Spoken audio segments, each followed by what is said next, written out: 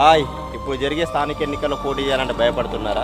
పోటీ చేయాలని ఉన్నా కూడా ఓడిపోతే ఏమనుకుంటారో, పరువు పోతుందని అనుకుంటున్నారా? అయితే ఒక్కసారి చరిత్ర తిరిగేయండి.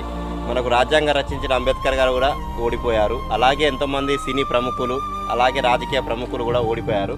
ఏదైనా సరే ఓటమి నుంచే మనకు బలం అనేది వస్తుంది. ఓడిపోయి గెలిచిన తర్వాత ఉండే కిక్కు మొదటిసారి గెలిచిన వాళ్ళకు ఉండదు. కాబట్టి మీరు అలాంటి ఏం ఆలోచించకుండా ప్రయత్నించండి, ఖచ్చితంగా గెలుస్తారు. ఒకసారి ఓడిపోయినా పర్లేదు, రెండోసారి రాజకీయం అంటే ఎలా ఉంటుంది, ఆ గెలుపు ఎలా ఉంటుంది, దాని ద్వారా మనకు ఓడిపోయిన తర్వాత వచ్చే కసి ఎలా ఉంటుందో మీకు ఆటోమేటిక్ మీకే అదే గురువులా మీకు పనిచేస్తుంది. నేను నాలాంటి ఎవరు చెప్పినా మీకు అది కాదు.